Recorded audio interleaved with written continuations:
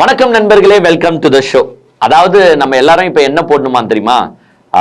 We support Vijay, Vijay மீண்டு வர வேண்டும், விஜய் மீளா துயரத்தில் இருப்பார், அவருடைய மன ஆறுதல் அடைய வேண்டும், ஏன்னா அவர் சாப்பிடாம இருக்கார், அவர் தூங்காம இருக்கிறார், விஜய் ப்ளீஸ் டோன்ட் ஃபீல் அப்படின்ட்டு நம்ம எல்லாரும் ஸ்டேட்டஸ் போடணுமா? அது மட்டும் இல்லாம இந்த ஸ்டேட்டஸை யார் யார் போடுறாங்கன்னு பாத்தீங்கன்னா, இங்க இருக்கிறவன் போட்டா கூட பரவாயில்ல, எவனோ போடுறான். எது இந்த தமிழ்நாட்டுக்கும் அவனுங்களுக்கும் சம்பந்தமே இல்லாமதெல்லாம் போடுறான். அது என்னன்றதை நம்ம டீட்டெயில்டா பார்ப்போம். அது மட்டும் இல்லாம இன்னைக்கு பாத்தீங்கன்னா ராகுல் காந்தி விஜய் அவர்களுக்கு போன் போட்டு பேசியிருக்காரு. கிட்டத்தட்ட 15 நிமிஷம் பேசியிருக்காராம். அந்த போன் காலுக்கு பிறகுதான் பாத்தீங்கன்னா விஜய் நானும் கிளம்புறேன், பெட் ரெஸ்ட்லயே இருக்க மாட்டேன், ஏன்னா ஒரு நாள் ஃபுல்லா பெட் ரெஸ்ட்ல இருந்தாரு, நான் கிளம்புறேன்டா அப்படின்னு கிளம்பியிருக்காரு. உடனே கரூருக்கு போறாரா எங்க போறாரான்னு கேட்காதீங்க, அது எங்கேயோ போறாரு அவரு. இருந்தாலும் வீட்டை விட்டு வெளியில வந்திருக்கிறார் விஜய். அது மட்டும் இல்லாம இன்னொரு மிகப்பெரிய பிரச்சனை என்னன்னா, இந்த தாவேக்காரங்க எப்பவுமே அவங்களுடைய தப்ப ஒத்துக்கொள்ள மாட்டாங்க. உங்களுக்கு தெரியும்ல, நான் செஞ்சது தப்புனே ஏத்துக்க மாட்டாங்க. இன்னுமே அவங்களோட பழி என்ன பண்றாங்கன்னா திமுக மேலதான் தூக்கி போடுறாங்க. இன்னுமே பல கொஸ்டின் மார்க்ஸ் ரைஸ் பண்றாங்க. அந்த கொஸ்டின் மார்க்ஸ்க்குலாம் ஆன்சரா இருக்க போகிறது இந்த வீடியோ. அதை டீடைல்டா வீடியோக்குள்ள போய் பார்ப்போம். நிகழ்ச்சிக்குள்ள போறதுக்கு முன்னாடி ஒரு சந்தோஷமான நியூஸ் தான், ஆனா அதை இந்த துக்க வேலையில பகிர்ந்து எனக்கு ஒரு மாதிரி இருக்கு. நம்ம 1 lakh சப்ஸ்கிரைபரை தொட்டு விட்டோம். உங்கள் அனைவருக்கும் எங்களுடைய நன்றி. பிகாஸ் நீங்க இல்லாம இந்த 1 lakh நாங்க ரீச் பண்ணிருப்போம்னா கண்டிப்பா முடியாது. அது எல்லாருமே சொல்ற டயலாக் தான். பட் நாங்க எங்க மனசுல இருந்து சொல்றோம். பிகாஸ் நீங்களும் எங்க கூடயே சேர்ந்து பயணிச்சிருக்கீங்க. அது உங்க கமெண்ட்ஸ்லயே எங்களுக்கு தெரியுது. உங்கள் அனைவருக்கும் நீங்கள் கொடுத்த ஆதரவு அனைத்துக்குமே நான் கொடான கோடி நன்றியை சொல்லிக்கொண்டு வாங்க டீட்டெயில்டா நிகழ்ச்சிக்குள்ள போலாம்.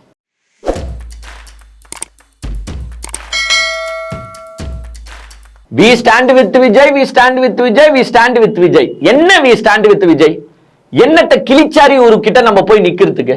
அவரு ரொம்ப ஃபீலிங்கா இருக்காராம், அதாவது மன கஷ்டத்துல இருக்காராம். அண்ணாமலை எல்லாம் சொல்றாரு விஜய் மீண்டு வர வேண்டும்.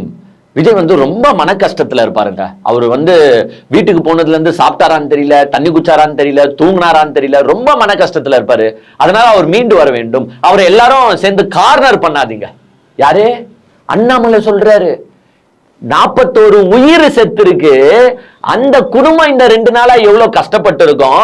இனிமேட்டு வரப்போற காலங்களிலும் அந்த குடும்பம் என்ன கஷ்டப்பட போகுதுன்னு அதை பத்திலாம் யாரும் பேசல. விஜய் ஃபீல் பண்றாராம். அதாவது அவர் வீட்டுக்கு போனாருங்க, ஏர்போர்ட்ல இருந்து சைட்டா போனாரு பாருங்க, சென்னை வீட்டுக்கு போனாரு. அதுக்கப்புறமா அவர் டோரை கூட திறக்கலையா, ஏன்னா செக்யூரிட்டி போர்சஸ் தான் வெளியில இருக்கிறாங்க. கதவை கூட திறக்கவே இல்லையா. ஞாயிற்றுக்கிழமை ஒரு நாள் மனுஷன் என்ன பண்ணிட்டு இருந்தாருன்னு வெளியில வரவே இல்லை. வெளியிலயும் வரல, மொட்டை மாடிக்கும் வரல, எங்கேயும் வரல, டோரை சாத்திக்கின்னு உள்ள இருந்தவர் தான். அவரு ஞாயிற்றுக்கிழமை அவர் என்ன பண்ணிட்டு இருந்தாருன்னு நம்மளுக்கு தெரியாது. இருந்தாலும் அவர் ஃபீலிங்ல இருக்காராம். அதுக்கு எல்லாரும் வி ஸ்டாண்ட் வித் விஜய்னு அந்த கரூர் இன்சிடென்ட் அப்போதுல இருந்தே போட ஆரம்பிச்சிட்டாங்க. விஜய் கூட நிக்கிறாங்க. அந்த போஸ்ட் போடுறதுலாம் யாருன்னு பாத்தீங்கன்னா தமிழ்நாட்டுக்காரங்க கிடையாது, எங்கெங்க இருந்தோ போஸ்ட் போடுறானுங்க. இதுதான் இந்த பிஆர் டீம் எப்படி வேலை செய்து பாரு.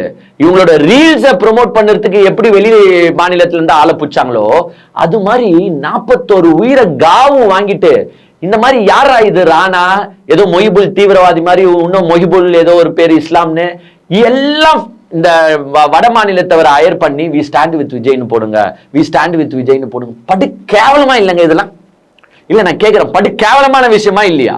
இங்க கரூர்ல நடந்த இன்சிடென்ட்டுக்கு விட்டா பங்களாதேஷ்ல இருந்தும் போடுவாங்க போல, அந்த ரீல்ஸ்க்கு போட்டாங்கல்ல அது மாதிரி போடுவாங்க போல. இப்படி ஒரு தவறை செய்து விட்டோம், அதுக்காக திருந்தாம மனம் வருந்துற கேரக்டர்ஸ் இவங்க கிடையாது. ஏங்க ஒன்னே ஒண்ணு நான் கேட்கிறேன், அறிக்கை விட்டீங்களே ஒரு வார்த்தை அதுல எங்கன்னா மன்னிப்புன்னு ஒரு வார்த்தை இருக்கா?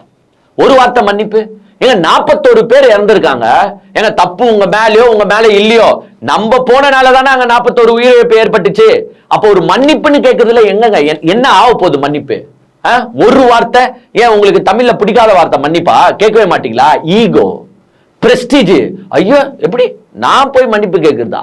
41 உயிர் தானே, போனா போட்டோம், நான் ஏன் மன்னிப்பு கேட்கணும்? சிஎம் எடுத்துக்கோயா, கலாச்சிங்களே நீங்க எல்லாரும், சிஎம் எடுத்துக்கோ. அஜித்குமார் அந்த பையன் இறந்து போனா அதுக்கும் சிஎம்க்கு எதுனா நேரடி கனெக்ஷன் இருக்கா? ஒண்ணுமே கிடையாது. அவரு கையாளுற போலீஸ் டிபார்ட்மெண்டால நேர்ந்த ஒரு படுகொலை, ஒரு கஸ்டோடியல் டெத், அதற்கு சிஎம் போன் போட்டு மன்னிப்பு கேட்டாரு. சிஎம் மன்னிப்பு கேட்கும் போது என்ன சொல்றீங்க? சாரியா? என்ன சாரி கேக்குறீங்க? எவ்வளவு கேவலமான விஷயம் சாரி கேட்கறதுன்னா சொன்னவர் தான் நீங்க. ஆனா சிஎம் ஒரு ஈகோ பார்க்கல. ஏன்னா இறந்து போனது ஒரு பையன், பாவம், அவனுக்கும் இந்த பிரச்சனைக்கும் என்னன்னு தெரியாம ஒரு கஸ்டடியல் டெத் ஆகியிருக்கு. அது நம்ம வச்சுட்டு டிபார்ட்மெண்டால ஆச்சு, நம்ம மன்னிப்பு கேட்கறதுல தப்பே கிடையாதுயா அப்படின்ட்டு ஈகோவை விட்டு இது வரைக்கும் எந்த சிஎம்னா மன்னிப்பு கேட்டிருக்காங்களா? நீங்க சொல்லுங்க. எடப்பாடி பழனிசாமி எடுத்துங்களேன், தூத்துக்குடியில 13 பேரை சுட்டு கொண்டாங்க. நானே டிவியில பார்த்து தாங்க தெரிஞ்சுக்கிட்டேன் 13 பேரை சுட்டு கொண்டது அப்படின்னு சொன்னாரு. அவர் ஒரு வார்த்தை மன்னிப்புன்னு கேட்டிருப்பாரா? கேட்கல. ஆனா அந்த சிஎம் மு.க. ஸ்டாலின் கேட்டாரு. அதை கலாச்சவங்க நீங்க. இப்ப 41 பேர் உங்களால உயிர் போயிருக்கு. யாருன்னா ஒருத்தர் எங்க போனாங்கன்னே தெரியல. இவர் விட்ட அறிக்கையாச்சு சாரி, ஏதோ தெரியாம நடந்து போச்சு அசம்பாவிதம், அந்த குடும்பத்தை நான் டேக் கேர் பண்ணிக்கிறேன். ஏன் இந்த மன்னிப்புன்ற வார்த்தை உங்க வாயிலிருந்து வரமாத்து? அதை விட்டுட்டு எல்லாத்துக்கும் காரணம் திமுக தான். திமுக கொடுத்த இடம் சரியில்லை. திமுக கரண்ட்டை கட் பண்ணிருச்சு. என்னையா இது பொய் பிரச்சாரம்? ஏயா நீங்க கேட்ட இடம் உங்களுக்கே நல்லா தெரியும். அந்த லைட் ஹவுஸோ உழவர் சந்தையோ ரொம்ப கிரௌடட் பிளேஸ். அங்க கரூர்ல இருக்கிற மக்களுக்கு தெரியும். அந்த இடம்லாம் இப்போ கொடுத்த இடத்தை விட அதெல்லாம் ரொம்ப கேவலமான இடம்.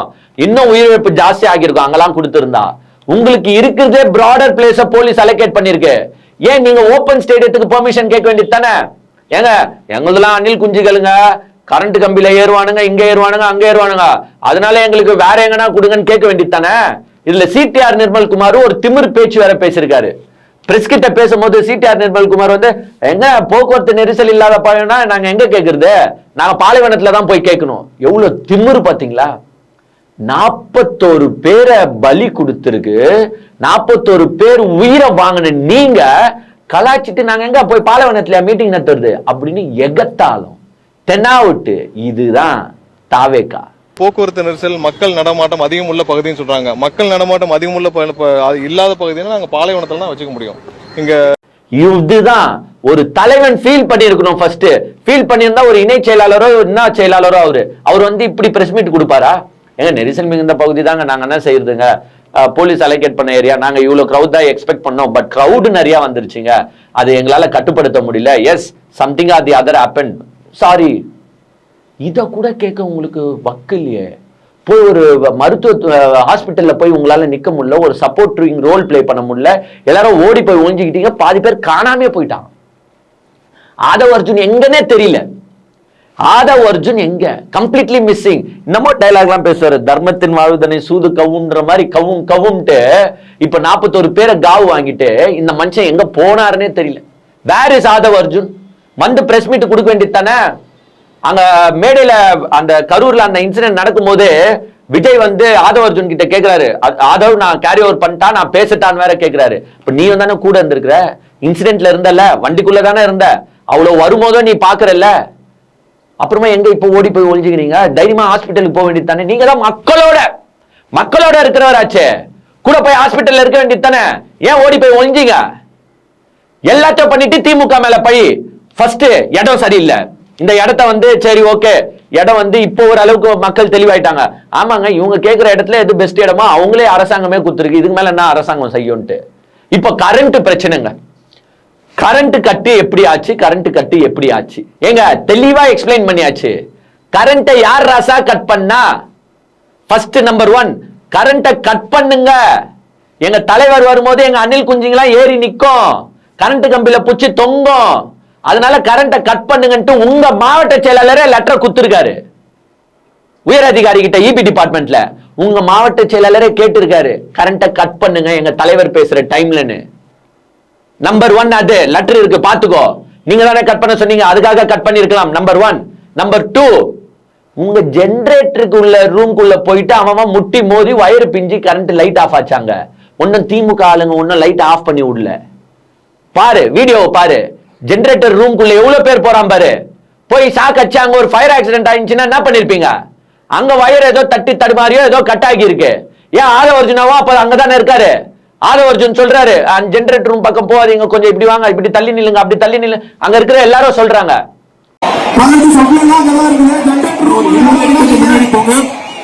கொஞ்சம் முன்னாடி போலாம். ஜெனரேட்டர் ரூம் உள்ள யாரும் வராதீங்க, கரண்ட் எல்லாம் இருக்கு.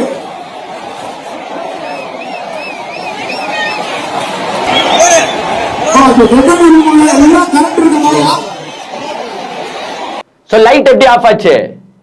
உங்களாலடா. உடனே எல்லாத்துக்கும் எல்லாத்துக்கும் திமுக மேல பழி பழி பழி. லைட் ஆஃப் ஆனாலும் திமுக மேல பழி, இப்படி பண்ணாலும் திமுக மேல பழி, ரோடு உங்களுக்கு கொடுத்து ஒழுங்கா பாதுகாப்பு கொடுத்தாலும் திமுக மேல பழி. போலீஸ் பத்துல உங்களுக்கு இல்ல 500 போலீஸ் இல்லையா, 10,000 போலீஸ் போட்டாலும் உங்களுக்கு பத்தாது. 10,000 போலீஸையா உங்களுக்கு ராணுவ படையா அனுப்பினாலும் பத்தாது. ஏன்னா நீங்க ஒருத்தனையும் மதிக்க மாட்டீங்க. ஒரு வீடியோ பாக்குறேன், அப்படி நின்று இருக்கிறாங்க, அந்த வண்டியை பார்த்த உடனே ஓடுறானுங்க பாரு. ஒருத்தனும் எப்படி ஓடுறானுங்க பாருங்களேன். இப்படி ஓடினா இவங்களை எந்த காவல்துறையால கட்டுப்படுத்த முடியும்? முடியாது. மிலிட்டரியே வந்து இறங்கி துப்பாக்கியை வச்சுக்கின்னு இப்படி நின்னாலும் இவங்களே எப்படி தெரியும்ல, ஏய் நாங்க யார் தெரியுமா, விஜயோட தம்பிங்கடா, அப்படியே திருப்பி ரிட்டர்ன்ல சுடுவோண்டான்னு இவனுங்க. இவங்க வந்து பாதுகாப்பை பத்தி பேசுறாங்க. ஏன் மத்த இடத்துல எல்லாம் பாதுகாப்பு குத்துதான் வச்சிருந்தாங்க, அங்க ஏதோ இப்படி நடக்கலையே. இங்க நீங்க கெத்துக்காக நடத்துனீங்க மீட்டிங்க, கெத்துக்காக. இந்த 41 உயிர் போயிருக்குன்னா அதுக்கு ஒரே காரணம் விஜயோட ஈகோ. இது செந்தில் பாலாஜி கோட்டை கிடையாது, இது விஜயோட கோட்டை அப்படின்னு ப்ரூவ் பண்றதுக்காக நீங்க நடத்தின ஒரு ஈகோ போர். அதோட பலி 41 பேரு. கரூருக்கு ஏன் மாத்துனீங்க நீங்க? இந்த கொஸ்டின் நாங்க கேட்டு தானே இருக்கோம். நீங்க ரீசன் கொடுத்தீங்களா? சேலம் நாமக்கல் தானே ஃபர்ஸ்ட் பிக்ஸ் பண்ணீங்க, கரூருக்கு ஏன் மாத்துறீங்க? ஒரே ரீசன், செப்டம்பர் 17 முப்பெரும் விழா நடத்தினாங்க திமுக. அந்த கூட்டத்தோட நான் காட்டுறேன்டா மவுச, சூடோட சூடா விஜய் யாருன்னு காட்டுறேன்டா. யார் அடிச்சு பொறி கலக்கி பூமி அது கண்ணுல தெரியுதோ அவன் தான்டா விஜய் அப்படின்னு ப்ரூவ் பண்ணணும். கூட்டத்தை நிறைய காட்டணும். டிஎம்கே வேஸ்ட், டிவிகே தான் best, Senthil Balaji waste, TV Vijay தான் பெஸ்ட் அப்படின்னு காட்டணுன்றதுக்காக வேணும்ட்டே கரூரை சூஸ் பண்ணீங்க. எதனா முன்னேற்பாடு செஞ்சிருந்தீங்களாங்க? ஒரு வாரம் டைம் ஃப்ரேம் உங்களுக்கு இருந்திருந்தா அந்த முன்னேற்பாடு செஞ்சிருப்பீங்க. வேணும்ட்டே பரபர நத்துருது. முன்னேற்பாடு இல்லாம கூட்டத்தை கூட்டிங்க. எல்லா ஊர்ல இருந்தும் வர சொன்னீங்க நீங்க. நாமக்கல்ல இருந்தும் வந்துச்சு அந்த கும்பல், காலையில இருந்தா அதே கும்பல் அப்படியே டிரான்ஸ்பர் ஆகுது. ஏன்னா நீங்க வரத்துக்கு 4 hour ஆகுது, அவன் உன்னோட ஃபாஸ்டா வந்துடுறான். எல்லாம் உங்க கெத்துக்காக. கரூர்ல கூட்டம் நிறைய காட்டணும், செந்தில் பாலாஜி இல்ல விஜய்னு ப்ரூவ் பண்ணணும். உங்க ஈகோக்கு. சினிமால எப்படி ஈகோ வச்சுக்கிட்டு அஜித் ஃபேன்ஸ் 10 பேனர் வச்சா விஜய் ஃபேன் இந்த சைடு ஆப்போசிட்ல வச்சீங்களோ, அஜித் ஃபேன்ஸ் என்ன பண்றாங்க விஜய் ஃபேன்ஸ் எப்படி பண்ணீங்களோ அதையே அந்த போட்டிய அப்படியே கண்டினியூ பண்ணிட்டு அரசியல் தூக்கி வரீங்க. சேலம் நாமக்கல்ல நத்திருந்தா இந்த பிரச்சனை வந்திருக்காது. கரூர்னு மோது 7:30 கூட்ட நினைச்சது நீங்க. ஆனா எல்லா பழியும் தூக்கி போடுறது யார் மேல? திமுக திமுக திமுக. இன்னும் ஒரு ரீசன் தரலங்க, ஏன் திடீர்னு கரூருக்கு ஷிஃப்ட் ஆனீங்க? அப்ப எல்லா பழியும் உங்க மேல போடலாமா? கரூர் பிளான் பண்ணி தான் விஜய் டீம் இப்படி பண்ணிச்சுன்னு சொல்லாமா? 41 பேர் உயிரை நீங்க தான் பலி வாங்குனீங்கன்னு சொல்லாமா? திமுக அரசாங்கம் மேல கெட்ட பேர் புகுத்தணும், அதனால நீங்களே தள்ளி விடுங்கடா, நீங்களே சாவடிங்கடா, கரண்ட் ஆஃப் பண்ணுங்கடா அப்படின்னு விஜய் தான் பிளான் பண்ணாருன்னு சொல்லாமா? எரிதுல திமுக காரனே உட்காந்து பாவப்படுறாயா 41 பேர் செத்து போனதுக்கு. ஆக்சுவலா அவன் சந்தோஷப்படணும், பட் இருந்தாலும் போனது அவன் தமிழ்நாட்டு மக்களோட உயிர். உட்காந்து எல்லாம் ஃபீல் பண்ணிருக்கான். ஆனா நீங்க உட்காந்துக்கின்னு இவர் தான் காரணம், திமுக தான் காரணம், லைட் ஆஃப் பண்ணிட்டாங்க, எங்களுக்கு சரியான இடம் தரல. 10,000 பேருக்கு தானே பெர்மிஷன் வாங்குனீங்க. ஏங்க நான் ஒண்ணு கேட்கிறேன், எத்தனை பேருக்கு பெர்மிஷன் கேட்கிறோமோ அதுக்கேற்ற இடத்தை தான் அலோகேட் பண்ணுவாங்க. 10,000 பேருக்கு பெர்மிஷன் வாங்குனீங்களா, ஒரு 15,000 20,000 பேர் கூடுற மாதிரி இடம் தான் அது. ஆனா அங்க தூக்கி போய் 50,000 60,000 பேர் இன்னும் வர வச்சது யார்? நீங்க. மாஸ்க் காட்டணும்னு நினைச்சது யார்? நீங்க. அப்ப முழு பழியை ஏற்க வேண்டிய ஆள் யாரு? நீங்க.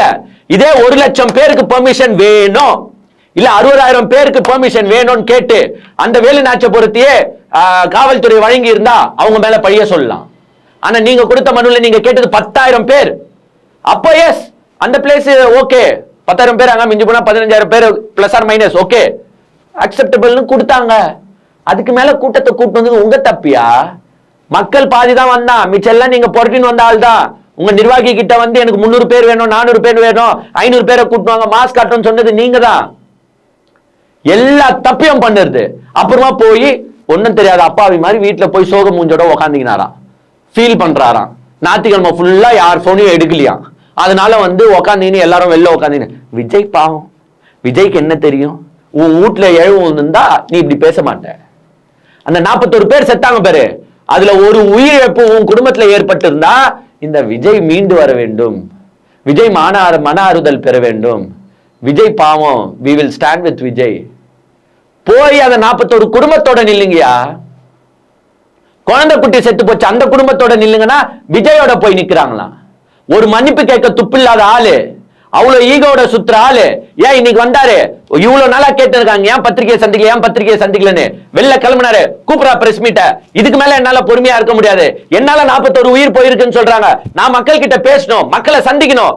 என்னால முடிஞ்ச வார்த்தையை நான் பேசிட்டு போறேன். அங்க அரசியல் கேள்வி எவனும் இப்ப கேட்க மாட்டான். கேட்டா அவன் மனுஷன் கிடையாது. இந்த 41 உயிரிழப்பை பத்தி தான் பேச போறான். ஒரு மைக் எடுத்து நீட்டு வாங்க அப்படின்னு சொல்லிட்டு போய் சொல்ல வேண்டியது தானே. எங்க ஏதோ நடந்துருச்சு, நாங்க இவ்வளவு கிரௌட் எக்ஸ்பெக்ட் பண்ணோம், பட் கிரௌட் நிறைய வந்து போச்சு. இல்ல யார் தவறுன்னு எனக்கு தெரியல, காவல்துறையும் விசாரணை பண்ணிட்டு இருக்காங்க. எது வந்த உடனே நான் பேசிக்கிறேன். இப்ப 41 பேர் குடும்பத்துக்கு நான் ஆறுதலா இருக்கேங்க, கவலைப்படாதீங்க, I'll be with you. நான் ஓடி ஒலையில இவ்வளவுதானே. இத பண்ண உங்களுக்கு மனசு வரலையே. ஏன் பத்திரிகையாளரை கண்டா ஓடுறீங்க? அப்போ ஏன் இப்ப அரசியலுக்கு வந்திருக்கீங்க? அரசியல்லாம் பேசிதான் ஆகணும், பத்திரிகையாளரை சந்திச்சுதான் ஆகணும். அதுவே முடியல நம்மளால. அப்புறமா உக்காந்துக்கிட்டு எதனா ஒண்ணு பண்ணுறது. இப்ப எங்க தூக்கின்னு போய் மாநாடு திருப்பி நடத்த போறீங்க? அடுத்த சனிக்கிழமை கேன்சல் பண்ணிட்டீங்க. அதுக்கு அடுத்தது காவல்துறை தர ரூல்ஸ் நம்ம திருப்பி மதிக்க போறது கிடையாது. இனிமேட்டு மதிக்காம இருப்பீங்க.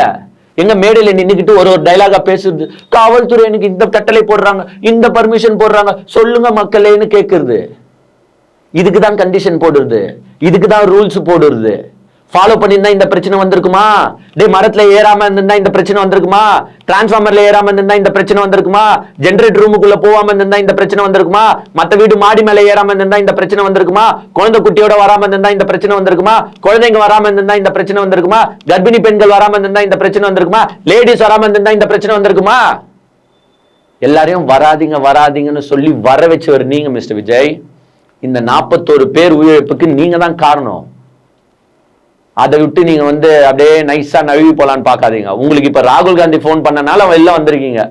அவர் போன் போட்டு எதுனா கேட்டுருப்பாருன்னா, மிஸ்டர் விஜய் எப்படி இருக்கீங்க, சாப்பிட்டீங்களா, கவலைப்படாதீங்க, நீங்க வீட்டுக்குள்ளேயே இருக்காதீங்க, வீட்டுக்குள்ளேயே இருக்கிறது தப்பு, நீங்க வெளியில வந்துதான் ஆகணும், மக்களை பார்த்து தான் ஆகணும், இன்சிடென்ட் நடந்து போச்சு, வாங்க மக்களை சந்திங்க, வீட்டுக்குள்ளேயே இருந்தா நல்லது கிடையாது அப்படின்னு அவர் அறிவுரை சொல்லியிருப்பாரு. ஏன்னா அவர் குடும்பத்துல இருக்கிறவரு, குடும்பத்தோட இருக்கிறவரு, அம்மா கூடயோ அக்கா கூடயோ குடும்பத்தோட இருக்கிறவங்களுக்கு அந்த குடும்பத்தோட வலி தெரியும். அதனால அவர் கால் பண்ணி அட்வைஸ் பண்ணியிருப்பாரு போல. அப்புறமா எங்க அண்ணன் ஹீரோயிசம் ஆயிட்டாரு. ஞாயிற்றுக்கிழமை பெட் ரெஸ்ட் எடுத்தாச்சு, எனர்ஜி லைட்டா பாடியில வந்துருச்சு, புறா வண்டிய அப்படின்னு எடுத்துக்கிட்டு நீங்க திங்கக்கிழமை காலைல கிளம்பிட்டார். எங்க போயிருக்காருன்னு தெரியல. இனிமேட்டு நியூஸை பார்த்து தான் தெரிஞ்சுக்கணும் போல.